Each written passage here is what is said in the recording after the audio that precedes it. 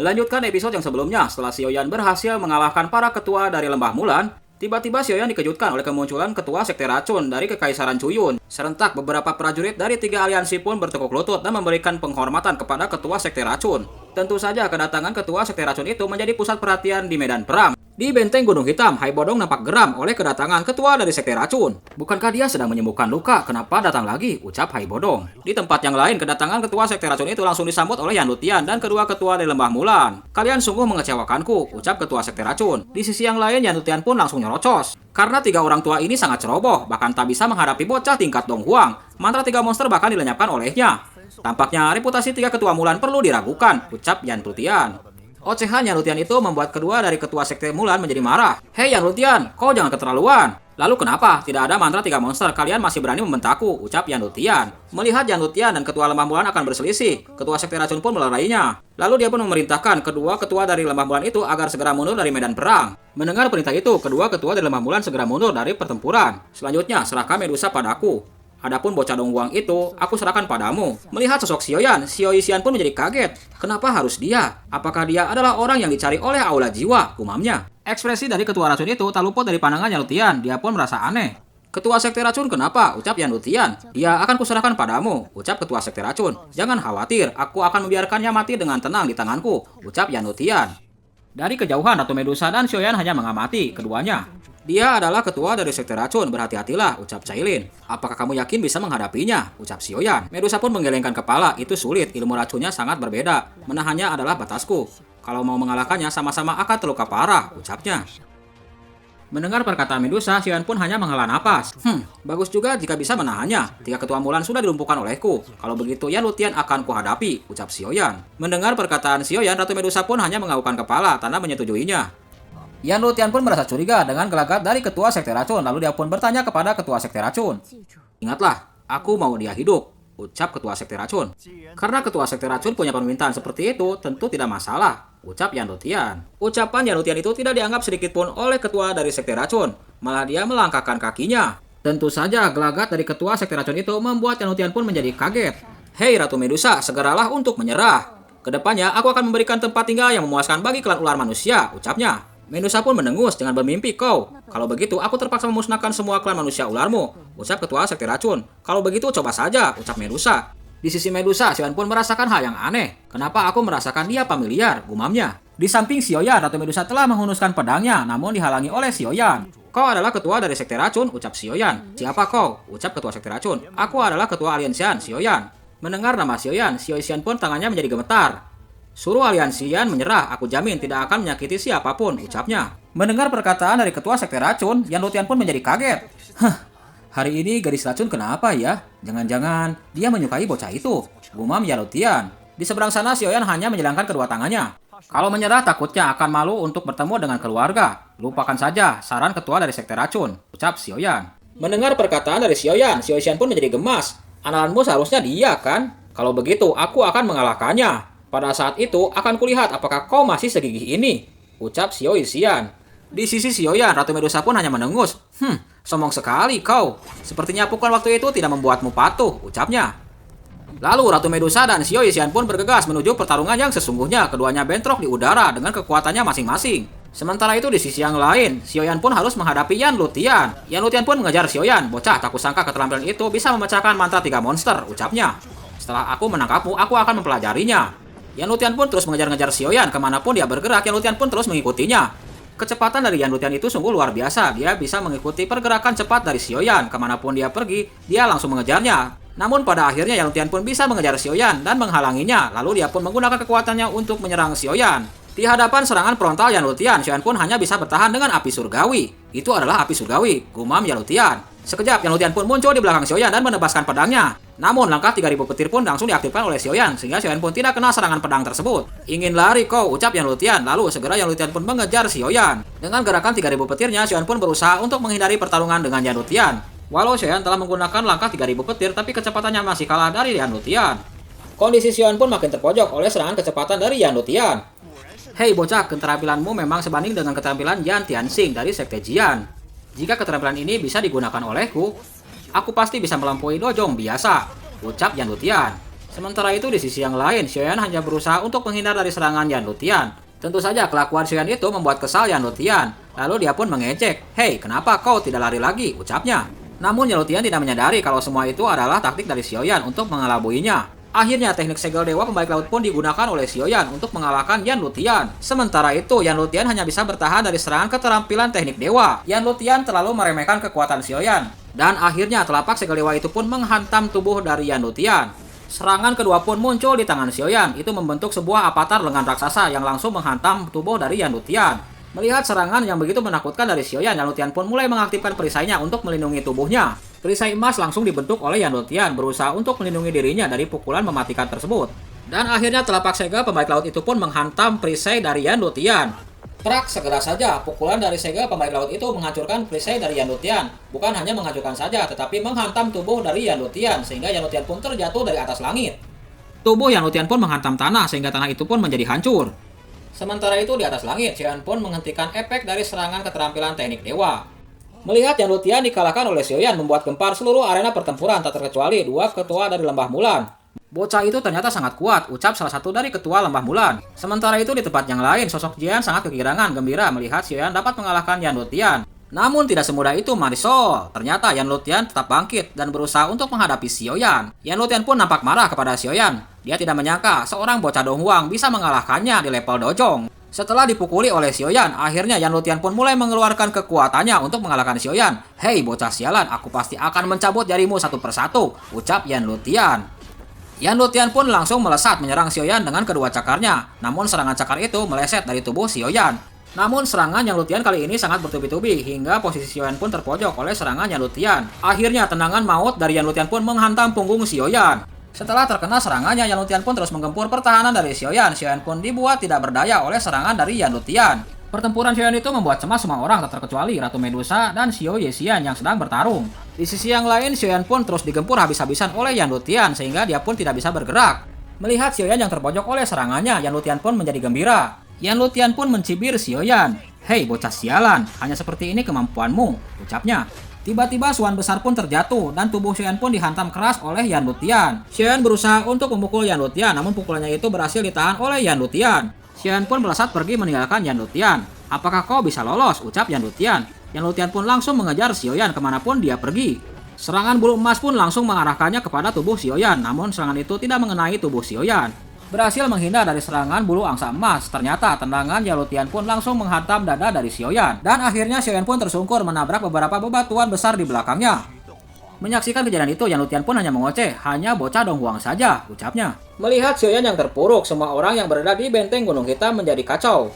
Melihat hal itu, Xiaoding pun meminta Hai Bodong untuk segera menolong Xiaoyan. Sementara itu di atas langit, Yan Lutian pun langsung bergegas untuk mendekati Xiaoyan dan berusaha untuk menyerangnya. "Bocah sialan, mampus kau!" Xiaoyan akan dibunuh oleh Yan Lutian. Semua orang yang berada di benteng menjadi cemas, begitupun Ratu Medusa dan Xiao Yexian. "Matilah kau," ucap Yan Lutian sembari mengarahkan kedua cakar raksasanya ke arah Xiaoyan. Namun kekuatan kedua telapak tangan cakar dari Yan Lutian itu hanya menghantam sebuah hologram gambar, yaitu avatar dari Xiaoyan. Xiaoyan pun langsung menghilang ketika dihantam oleh cakar dari Yan Lutian.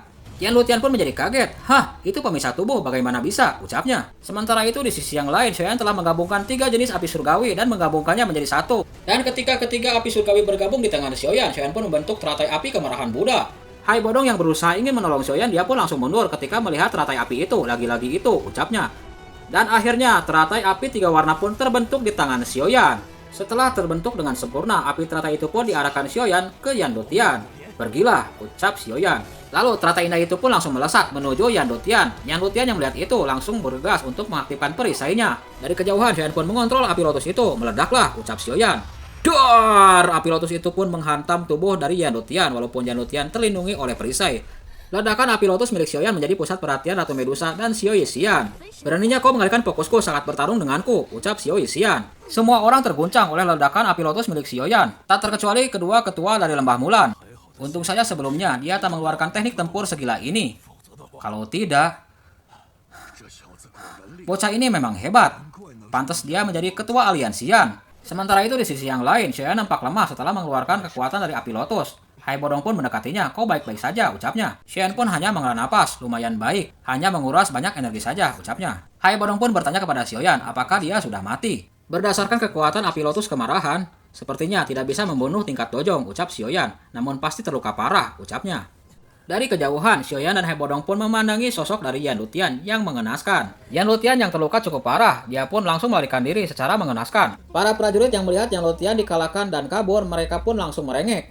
Di sisi yang lain, "Hai tua, kau kembali ke benteng untuk berjaga dulu, aku akan membantu Cailin," ucap Xiaoyan. Sementara itu di tempat yang lain terjadi pertempuran yang sangat sengit antara Ratu Medusa melawan ketua dari Sekte Racun. Keduanya sama-sama bertarung di tingkat kultivator Dojong. "Hei ketua Sekte Racun, Dojong dari koalisi 3 sekte kalian sudah dikalahkan olehku, sebaiknya kau segera mundur," ucap Xiaoyan. Karena ucapan Xiaoyan, Xiaoyan pun menjadi lengah dan akhirnya pukulan Medusa pun mendarat di tubuh Xiaoyan. Tiba-tiba Xiaoyan pun dalam mulutnya mengeluarkan sebuah panah beracun langsung mengarahkannya ke arah Medusa. Medusa yang tidak siap oleh serangan itu langsung menahan serangannya dengan telapak tangannya. Di sisi yang lain, Xiaoyan tidak menyadari kalau cadarnya telah terlepas dari wajahnya. Dia pun berusaha untuk menutupi wajahnya dari pandangan Xiaoyan. Melihat itu, Xiaoyan pun menjadi kaget. "Xiaoyan," ucapnya. Xiaoyan pun berbalik. Kamu salah orang," ucapnya.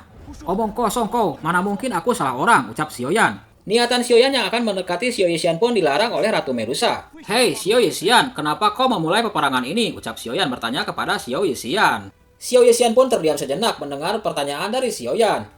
"Xiaoyan yang kau kenal sudah mati. Sekarang ini aku adalah ketua dari Sekte Racun, gadis racun langit," ucapnya.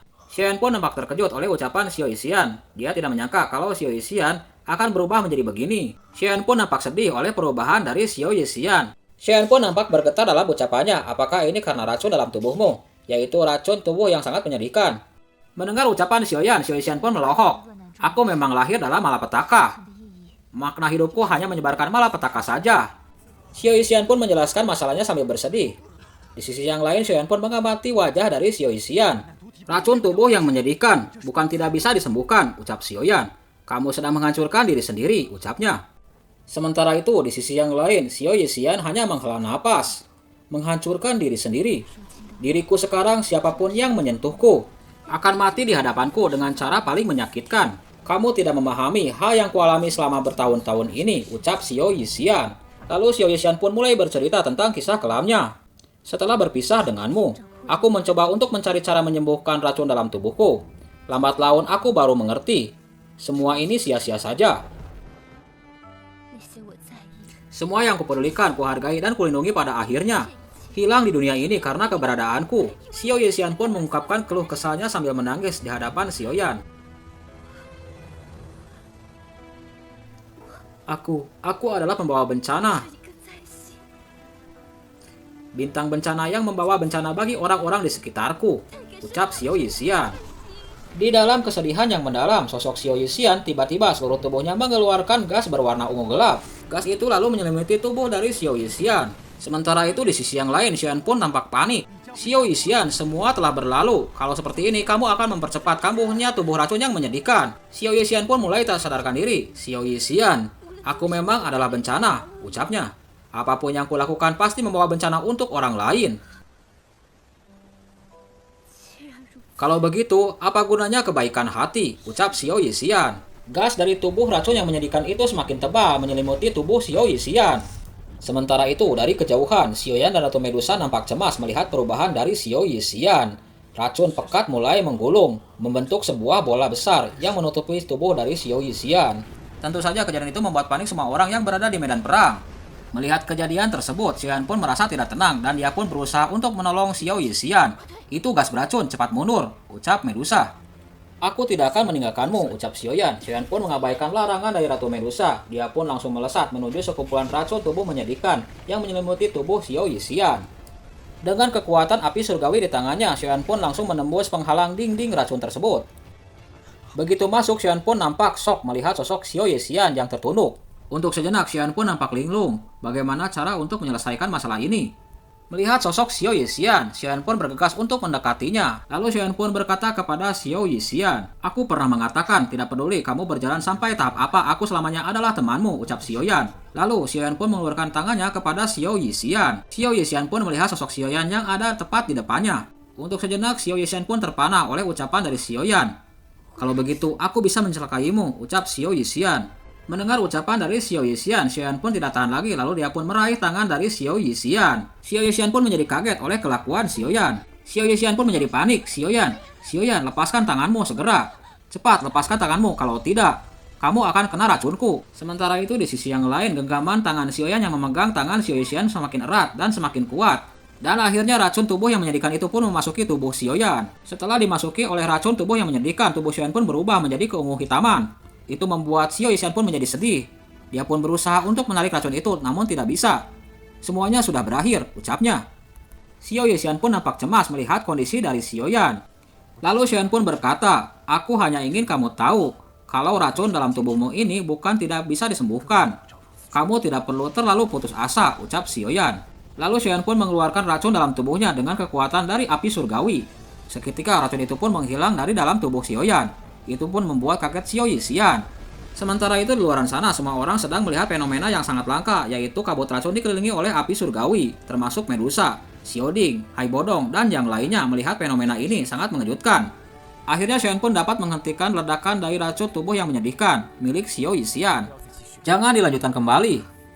Jika seperti ini hanya mempercepat kambuhnya tubuh racun yang menyedihkan dalam tubuhmu, ucap Xiaoyan. Xiao Yixian pun nampak kaget dengan apa yang dilakukan oleh Xiaoyan. Meski kamu bisa memblokir racun kuat ini, kamu juga tidak mungkin bisa menyingkirkan sepenuhnya. Beberapa tahun ini aku sudah berkali-kali untuk kecewa, ucap Xiao Yixian. Racun tubuh yang menyedihkan ada sejak lahir. Memang sulit untuk menyingkirkannya, tapi jika aku bisa membantumu untuk mengendalikannya bagaimana, ucap Xiaoyan. Xiao Yixian pun nampak kaget oleh ucapan dari Xiaoyan. Sementara itu, Xiaoyan pun bergegas untuk menghampiri Ratu Medusa. Xiaoyan pun mencemaskan keadaan dari Ratu Medusa. Cailin, kenapa kau? Ucapnya. Xiao Yixian pun bergegas mendekati Ratu Medusa dan Xiaoyan dan menerangkannya. Dia terkena racun tubuh yang menyedihkan, ucapnya. Hanya sedikit racun saja. Tidak sulit bagiku untuk merenggut nyawamu sebelum racunnya kamu, ucap Medusa. Medusa pun menghunduskan pedangnya kepada Xiao Yixian namun dihalangi oleh Xiaoyan. Sementara itu, Xiao Yixian pun mengerti maksud dari Xiaoyan, lalu dia pun menarik seluruh racun yang berada dalam tubuh Ratu Medusa. Kamu benar-benar bisa membantuku mengendalikan tubuh racun yang menyedihkan, ucap Xiao Yixian.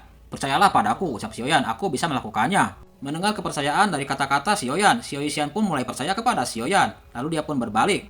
Lalu dia pun memerintahkan seluruh pasukan dari 3 aliansi. Ketika pasukan mundur dari Kekaisaran Jiama, ucapnya, kuharap kamu benar-benar bisa membantuku mengendalikan racun dalam tubuhku ini, ucap Xiao Yixian. Setelah ucapannya itu, Xiao Yixian pun pergi meninggalkan Xiaoyan dan pertempuran pun berhenti.